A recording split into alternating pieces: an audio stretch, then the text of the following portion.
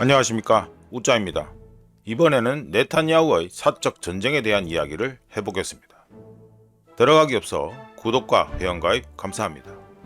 그럼 보시죠. 네타냐후는 그저 가자 지구를 타겟으로 전쟁을 치르는 또는 학살을 하는 게 아니라 전 세계를 상대로 전쟁을 벌이고 있습니다. 네타냐후는 하마스를 표적으로 삼는 척도 하지 않으면서 또다시 잔혹한 전쟁 또는 학살을 재개했으며 2025년 3월 현재 가자 지구에 있는 어린이, 여성, 무고한 민간인들은 또다시 네탄야후의 타겟이 되었습니다.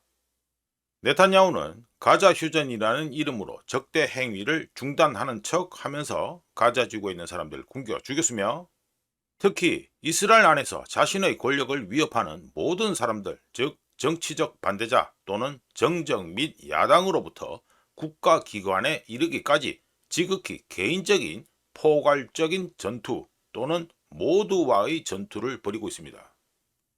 또한 세상이 전쟁 종식과 민간인 및 어린이 학살 방지를 위해 노력하는 동안 네타냐후는 긴장을 고조시켰으며 휴전을 존중하거나 협상을 재개하라는 요구를 거부하면서 모든 국제적 압력을 무시했습니다.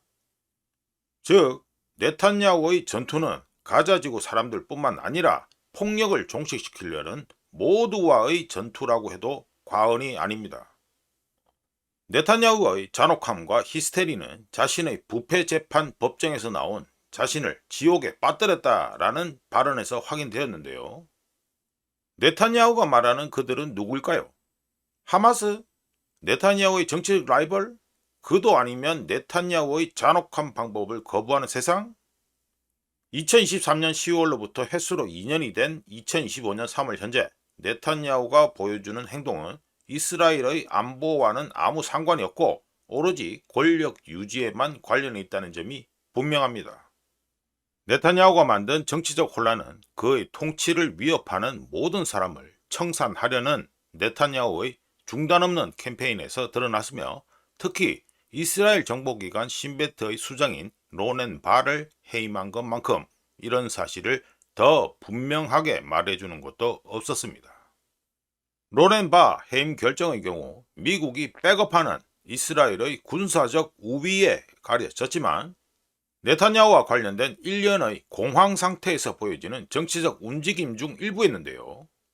아는 사람은 다 알고 있듯이 신베트 수장 바는 2024년 10월 7일 하마스 기습공격, 다른 말로 오퍼레이션 알라크사 플러드에 숨겨진 이스라엘의 실패와 하마스로 자금을 흘려보낸 네타냐후의 역할을 폭로했기 때문에 해임되었습니다. 물론 바 해임은 첫 번째 해임이 아니며 마지막도 아닐 것임을 기억할 필요가 있는데요.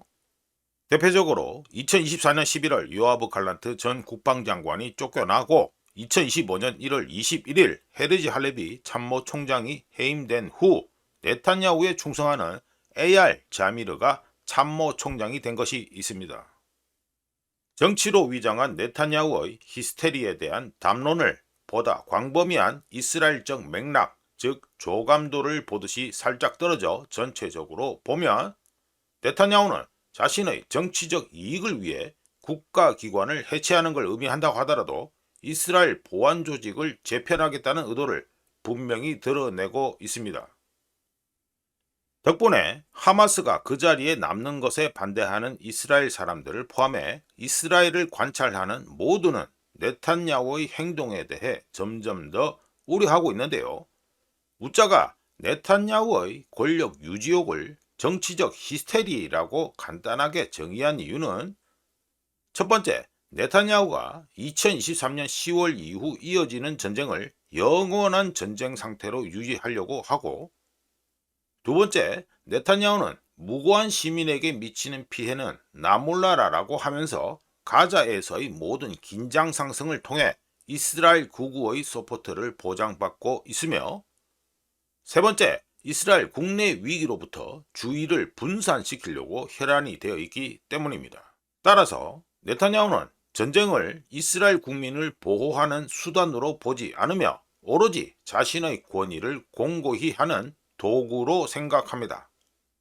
관련해서 이스라엘 인질들이 포로로 남아있는 동안 네타냐후는 정치적 반대자들을 상대로 소송을 제기하고 반대 의견을 침묵시키려는 필사적인 노력의 일환으로 명예훼손 혐의를 제기하는 데 집중하고 있습니다.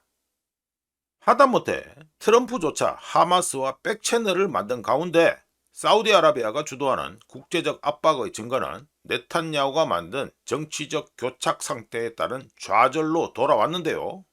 참고로 사우디아라비아는 최근 내놓은 성명에서 이스라엘이 가자 지구에 대한 적대 행위를 재개하고 인구 밀집 지역인 민간인 거주 지역에 폭격을 가한 것에 대한 강력한 비난을 담으면서 단호하고 모호하지 않는 메시지를 냈습니다. 그리고 사우디의 성명은 국제인도주의법에 대한 네탄야후 정권의 노골적 무시를 분명히 지적하고 있고요. 사망자가 증가하고 전쟁이 장기화되면서 휴전 가능성이 완전히 붕괴되면 이스라엘의 글로벌 고립은 보나마나 더 심화될 것이며 특히 이스라엘 인질들의 운명을 둘러싼 국내 불안은 악화될 가능성이 큽니다. 하지만 네탄야후의 몰락은 임박하지 않은 듯한데 이유는 간단합니다. 네탄야후는 권력을 포기하지 않기 위해 모든 것을 불태울 의향이 있으며 네탄야후의 사익 추구 대가에 이스라엘의 미래가 걸려 있다고 하더라도 그럴 것이기 때문입니다.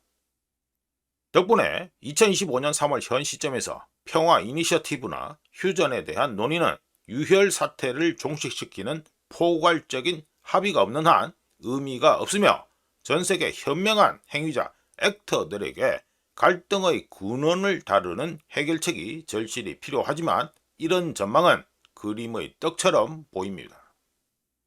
왜냐하면 네타냐후는 가자 주민들과 전쟁을 벌이고 있을 뿐만 아니라 전 세계와도 전쟁을 벌이고 있기 때문입니다. 이상 네타냐후의 사적 전쟁에 대한 이야기였습니다. 구독과 회원가입 항상 감사합니다. 다른 이야기로 또 찾아뵙겠습니다.